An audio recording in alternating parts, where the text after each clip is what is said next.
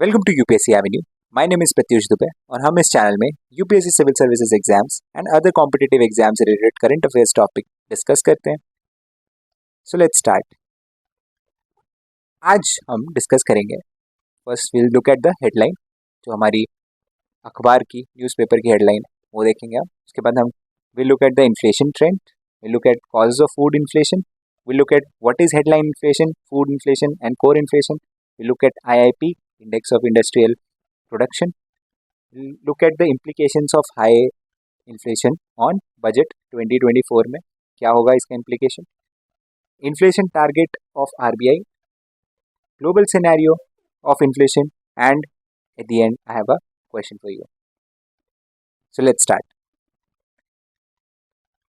Inflation jumps to over 5% in June, factory output at 7-month high. तो हमने देखा महंगाई जो इन्फ्लेशन है वो जून में 5.1% ये रफली 5.1% हो गई है। दिस वाज 4.8% लास्ट मंथ, ठीक है। एंड लास्ट 4 मंथ में ये सबसे बड़ा आंकड़ा है जो हमें देखने को मिल रहा है, ठीक है। RBI governor Shaktikanta Das on Thursday said the retail inflation above 4% and any talk about a cut in interest rate would be too premature। यानी कि उनका ये कहना है, देखिए आरबीआई जो है पॉलिसी रेट डिसाइड करती है, ठीक है। पॉलिसी रेट डिसाइड करते हैं वो।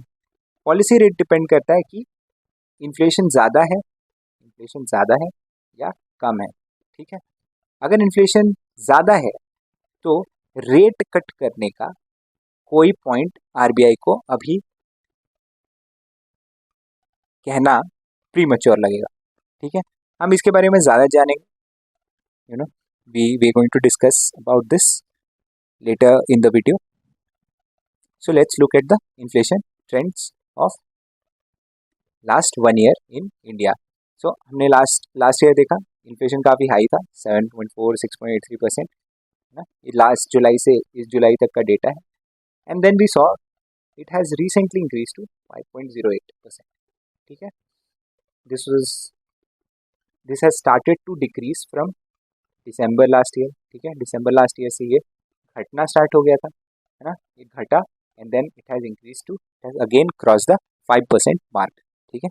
And this has been a little cause of concern, not a lot, just a little cause of concern, ठीक है। अब मोस्टली जो ये इन्फ्लेशन है we have seen is because of high food inflation, ठीक है। खाद्य पदार्थों में जो महंगाई है that has been quite high, ठीक है। 9.36%, बहुत हाई नंबर है ये, ठीक है। The data release by NSO Friday showed the spike in food inflation to 9.36% that pushed the headline retail inflation. Headline retail inflation is basically your CPI, ठीक है, consumer price index वाला inflation जो होता है, to a 4-month high of 5.08%। Okay, now let's look at the cause of high food inflation, ठीक है। Food inflation बड़ा हमने जान लिया, फूड इन्फ्लेशन ज़्यादा हो गया। Food inflation actually constitutes 46% of CPI. CPI क्या है? कंज्यूमर प्राइस इंडेक्स है, ठीक है। ये आपका इन्फ्लेशन महंगाई का दर जो है ये डिसाइड करता है। ये नंबर, इसका जो भी एक नंबर होता है उसमें जो इंक्रीज होता है that we consider that as inflation, ठीक है। और इसका एक 46% वेटेज फूड एंड बेवरेजेस का है, ठीक है। तो अगर फूड एंड बेवरेजेस में, खाद्य पदार्थों में अगर कोई दाम की बढ़ोतरी होती है, कोई महंगाई बढ़ती है, तो वो बहुत अच्छे से सीपीआई में, जो आपका इसको हेडलाइन इन्फ्लेशन भी बोलते हैं, हेडलाइन इन्फ्लेशन, ये इसमें बहुत ज़्यादा रिफ्लेक्ट करता है, ठीक है। हमने देखा कि rise of food prices was driven by acceleration in cereals. Cereals में हमने काफ़ी हाई इन्फ्लेशन देखा, फ्रूट्स में, फलों में काफ़ी हाई है, वेजिटेबल्स में 29.32% का इन्फ्लेशन देखा, शुगर में 5.83। तो अब देखते हैं ये वेजिटेबल में इन्फ्लेशन का क्या रीज़न रहा होगा, ठीक है। because prices of staple vegetables rose sharply and this was attributed to both supply side and demand side। तो इन्फ्लेशन कभी भी किसी चीज़ का अगर प्राइस बढ़ता है, ठीक है, इन्फ्लेशन का मतलब प्राइस बढ़ गया उसका, तो उसके दो कारण होते हैं, है ना। एक या तो उसकी डिमांड बढ़ गई है, एक या उसकी सप्लाई घट गई है, ठीक है। ये दो रीज़न होते हैं। तो चलिए देखते हैं कि ये जो वेजिटेबल्स का इन्फ्लेशन बढ़ा है उसके क्या demand side and supply side reasons हैं। तो सप्लाई साइड में हमने देखा कि last years reduced output, last year output कम हुआ था वेजिटेबल्स का, जिसकी वजह से स्टोरेज, कोल्ड स्टोरेज वगैरह में जो वेजिटेबल्स हैं वो उनका सप्लाई कम है, इसकी वजह से। So last years reduced output is one reason, ठीक है। Other reason is a heat wave in May June reduce the shelf life. अब वेजिटेबल्स की एक शेल्फ लाइफ होती है, ठीक है, हमेशा तो वो सस्टेन नहीं कर सकते, और अगर हीट ज़्यादा हो जाती है, गर्मी ज़्यादा हो जाती है, तो बहुत जल्दी वो पेरिश होते हैं, पेरिशेबल होते हैं, बहुत जल्दी ख़राब हो जाते हैं, ठीक है। तो हीट वेव की वजह से we see supply side issue. Demand क्यों? लास्ट वीक जो जून का ये डेटा है लास्ट मंथ का, ठीक है, जून में हमने देखा मेजर फेस्टिवल्स थे, जैसे कि रथ यात्रा था, ठीक है, रथ यात्रा था, ईद, बकरीद थी, ठीक है। तो इन इन फेस्टिवल्स की वजह से डिमांड इंक्रीज हो गई, okay. Now let's look at what's headline inflation, what's core inflation and what's food inflation. Food inflation पे अभी हमने बात कर ली, ठीक है, 45.86, अराउंड 48% आपका जो सीपीआई है, सीपीआई का 46% ये वेटेज है, ठीक है, फूड इन्फ्लेशन का। Measures the changes in the prices of food items within CPI basket. It's a subset of headline inflation but focus specifically on food and beverage category. Headline inflation क्या है? Headline inflation is basically आपका CPI है, क्योंकि ये हमेशा headlines में होता है। जब भी हम महंगाई की बात करते हैं, जब भी आप अखबार की हेडलाइन पढ़ेंगे तो वो सीपीआई की ही बात होती है, इसलिए इसे हेडलाइन इन्फ्लेशन कहा जाता है। Core inflation excludes volatile component such as food and fuel. तो कोर इन्फ्लेशन इज बेसिकली आप हेडलाइन इन्फ्लेशन से, जो सीपीआई है आपका, उससे अगर आप फूड एंड फ्यूल का इन्फ्लेशन हटा दें तो दैट बिकम्स कोर इन्फ्लेशन। हमने देखा है कि कोर इन्फ्लेशन जून का काफ़ी लो था, it was around 3%, which is very good actually, but because of high food inflation CPI had increased. थोड़ा आईआईपी के बारे में जान लेते हैं। हमने हेडलाइन में पढ़ा कि factory output was 7 month high, ठीक है। तो what is IIP? It's actually index of industrial production, ठीक है। तो इंडस्ट्रीज का जो प्रोडक्शन है उसमें क्या बढ़ावट हुई है, क्या गिरावट हुई है, उसको ये मेजर करता है, ठीक है। ये इंडेक्स बेसिकली उसको मेजर करता है। The measure overall production output of various industrial sectors in the Indian economy over a specific period. It's an important indicator of the industrial activity and economic health of the country. तो आप जैसा कि देख सकते हैं ये trend है, ठीक है, लास्ट मई 23 से मई 24 का है। We have seen a increase in the last 7 months in IIP, which is a good thing. Okay. थोड़ा इसके बारे में भी जान लेते हैं कि ये कहाँ से आया रहा है, ये हमारा क्यों इंक्रीज हुआ है। तो इसके 3 मेजर कंपोनेंट होते हैं आईआईपी के, इंडेक्स ऑफ इंडस्ट्रियल प्रोडक्शन के। एक होता है मैन्युफैक्चरिंग, इसका 77.6% वेटेज होता है आईआईपी में। फिर होता है mining has around 14.3% weightage, and then you have electricity has around 8% weightage. तो हमने देखा कि most of the increase is coming from increase in manufacturing output and increase in electricity, क्योंकि लास्ट फ्यू मंथ्स समर के months थे, तो जाहिर सी बात है कि इलेक्ट्रिसिटी की डिमांड बढ़ जाएगी, एनर्जी की डिमांड बढ़ जाती है, तो इसमें आपको ग्रोथ देखने को मिलेगा। मैन्युफैक्चरिंग में ग्रोथ हो रहा है, बट माइनिंग में we have seen it has decelerated, यानी कि उसकी ग्रोथ जो है स्लो डाउन हुई है to 6.6% during the last month. Now थोड़ा जानते हैं बजट पे क्या इम्प्लीकेशन होगा। So now this is going to be your first budget of the new NDA government, ठीक है, उनका फर्स्ट बजट होने वाला है। तो it will be very interesting to look at कि बजट में क्या न्यू स्कीम्स आएंगी, क्या इन्वेस्टमेंट पॉलिसी होने वाली है सरकार की, क्या नए और पॉलिसीज़ को सरकार इम्प्लीमेंट करेगी, all on the backdrop of increasing inflation and sticky inflation यानी इन्फ्लेशन जो है काफ़ी स्टिकी है, जा नहीं रहा है, बहुत दिन से ये परसिस्ट कर रहा है, कभी कम होता है कभी ज़्यादा हो जाता है, ये स्टिकी इन्फ्लेशन है। तो इसके बट इसको मद्देनजर रखते हुए हमें बजट को ऑब्जर्व करना चाहिए. Anyways, I'll make a video on this when the budget comes out. Now, I have a question for you. It's about disinflation and stagflation. You can pause the video and read this question. Answer it in the comment section and I'll discuss the solution at the end of the video. Okay? Now, let's talk about inflation targeting of RBI. What is inflation targeting of RBI? So, when inflation is high,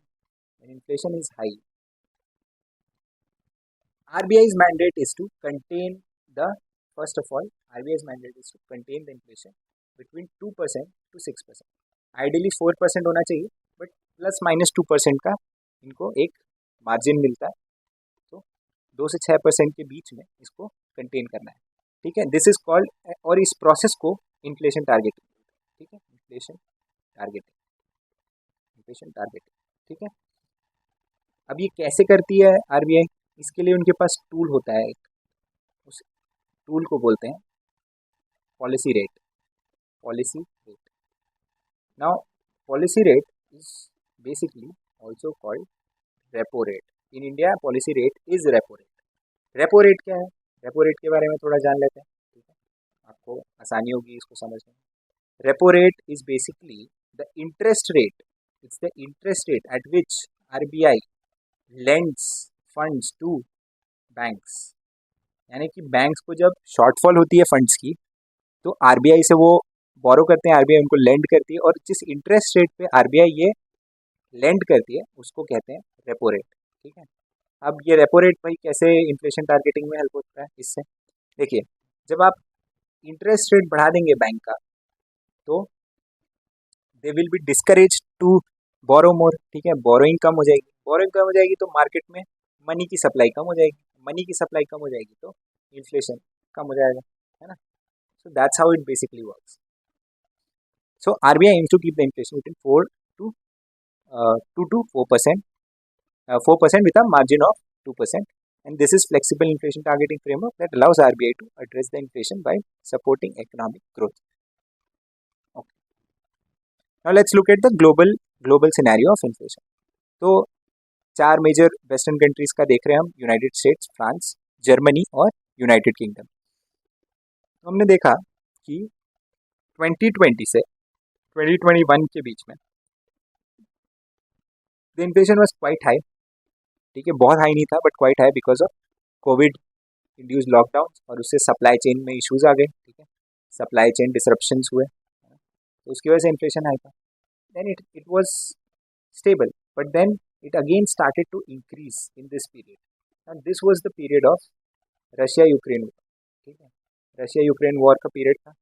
waste ने Russia पे sanction लगाए, उनसे oil लेना बंद कर दिया, oil के prices बहुत इंक्रीज हो गए थे, and that's why they were facing a lot of inflation. Also other reasons as well, जैसे कि बहुत पैंडेमिक के टाइम काफ़ी पैसा इन्फ्यूज़ कर दिया था मार्केट में इनकी सेंट्रल बैंक्स ने, एज स्टिमुलस दे दिए थे अपने लोगों को. बेसिकली फ्री मनी उन्होंने बांटा था पब्लिक में, और जब मनी सप्लाई बढ़ जाता है, as I told you, inflation बढ़ जाता है. ठीक है, तो that was one of the reasons. ठीक है, वो बढ़ा, and in the last year it has started to decrease. Now it is around 3%. Now 3% is a good number for western countries, not the ideal. 2% mostly ideal जो developed countries हैं, दे target 2% inflation rate, but 3% is good enough and it's getting better, it's getting there. तो इससे क्या हो रहा है कि now they are looking at their central banks जो है, उनके जो सेंट्रल बैंक्स हैं, they are looking at reducing